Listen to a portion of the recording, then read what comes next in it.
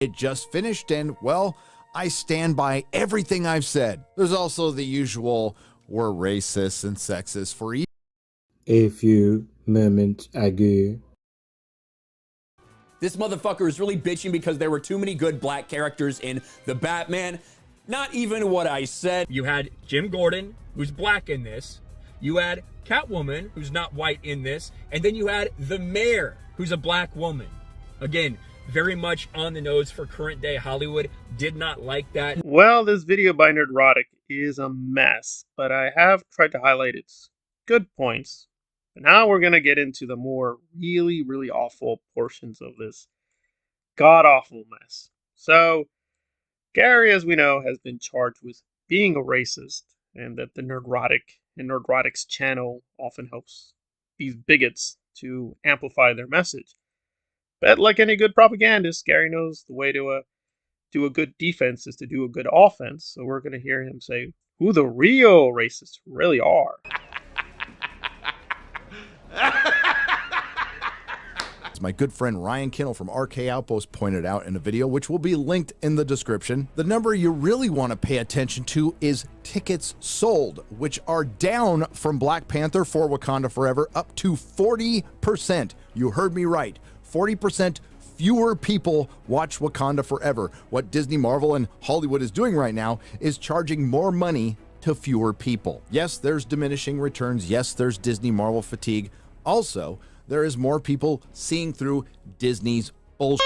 Yes, this is the same company that thanked a concentration camp in China, shrunk Finn on the Force Awakens poster for China, covered up Chadwick Boseman's face with a mask on a poster for China, and most recently decided to celebrate the release of Wakanda Forever with a purple drink and chicken. I don't even know where to begin with this alleged list of insane sins, but let's just concentrate on the chicken.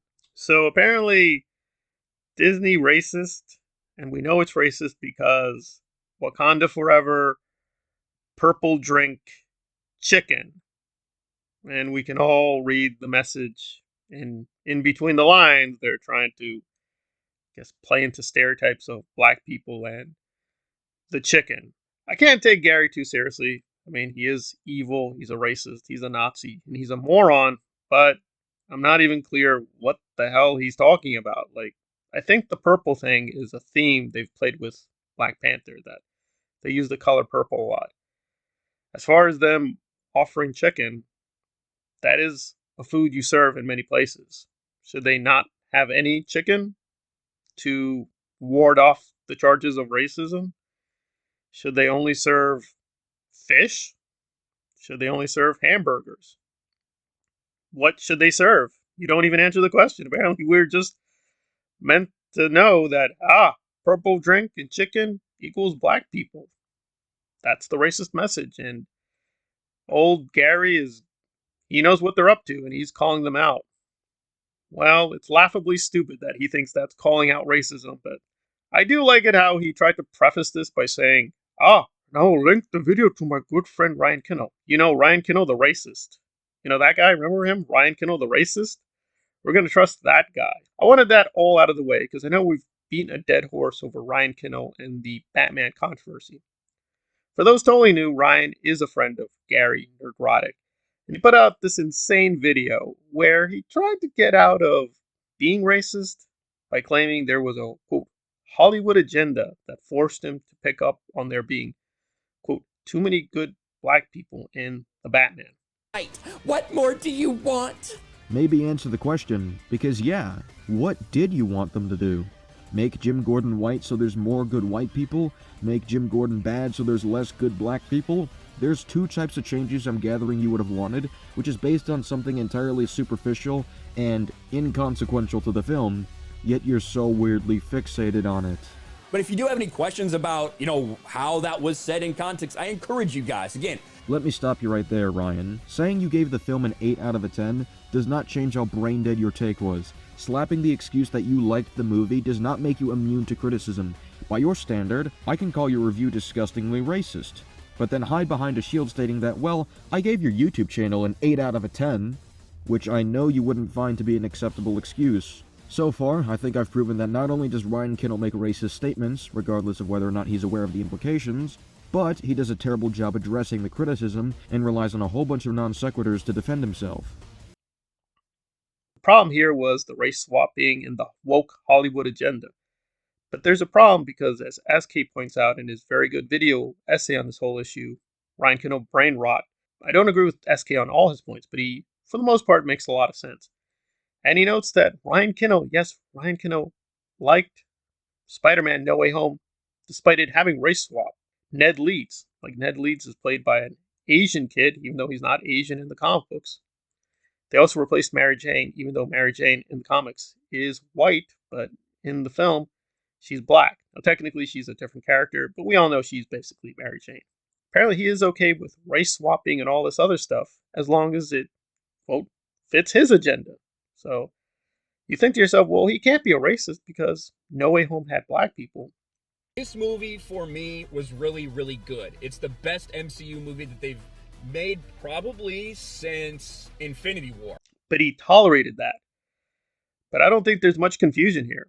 The reason he liked No Way Home is it had 3 beautiful white men who were heterosexual. Thank God they're not bisexual. If they're bisexual, you ruin the character. So he liked that one, and he's okay with black people there, because as long as the focus is on the beautiful white heroes, that's a good story. But the Batman did something wrong. It concentrated on not just the white hero, but a lot of evil white people, and that's wrong. You can't do that. You can't do that because Ryan Kindle considers that racist. That is the problem. That's what was on the nose with this. Talking about all the other characters who are good or moral by the end of the movie, that's just an example to show what I'm talking about. So 3 good black people are considered your example of it being on the nose, meaning what Morris said about your statement was correct. Tyrone, this N-word really just said there's too many good blacks in my movies. Again, if you have above a room temperature IQ, you could probably understand what I'm talking about. If not, you probably don't understand too much at all. You had Jim Gordon, who's black in this. You had Catwoman, who's not white in this. And then you had the mayor, who's a black woman. Again, very much on the nose for current day Hollywood. Did not like that. See, the real racism is the racism of the Batman, not him. I don't know what to do with all this. The nicest you can say is this. You might be able to maintain consistency if you're completely indifferent. In other words, you can recommend a video by Ryan KKK Keno. The problem is he's examining the box office of a film directed by a black man, starring mainly black people, and it also has Hispanic people, and just a lot of non-white people. And he says he's concerned if there are too many good black people in a movie. So, is he a trustworthy source? No, he's clearly biased. If you have too many good black people, he's going to be triggered. So, why would we trust his video? I guess the best answer is that, yes, Gary is a racist, but he's of a less extreme racist than the Disney Corporation. But even that's not going to work and is logically confusing because Disney covered up T'Challa, the Chinese poster. That's the real racism. But the problem is he wants to get back to that era. He thinks phase 1 to 3 was the good MCU. In other words, the good MCU was covering up Black Panther for China. So apparently, appealing to Chinese racists was for him good. He thought that was a good thing. He liked that part of Marvel. This whole thing is a complete moral and logical mess. He's basically just trying to get out of the obvious. Yes, he's a racist, and Ryan Kindle's a racist, but hey, the Disney Corporation, they're pretty racist too. But you can't do that. What would be racist about diminishing Finn? Or covering up T'Challa?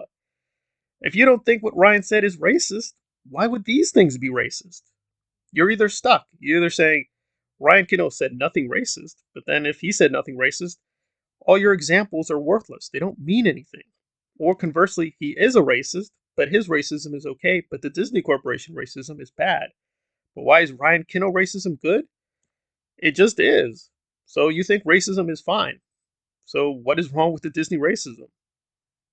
Apparently it has too many black people and has too many women. So that's the really bad racism. But the racism that has too many white people, that's okay. That's good racism. I don't know what to do with this. This just seems like a very confusing work of propaganda. But no matter how you try to slice it, he is excusing racism.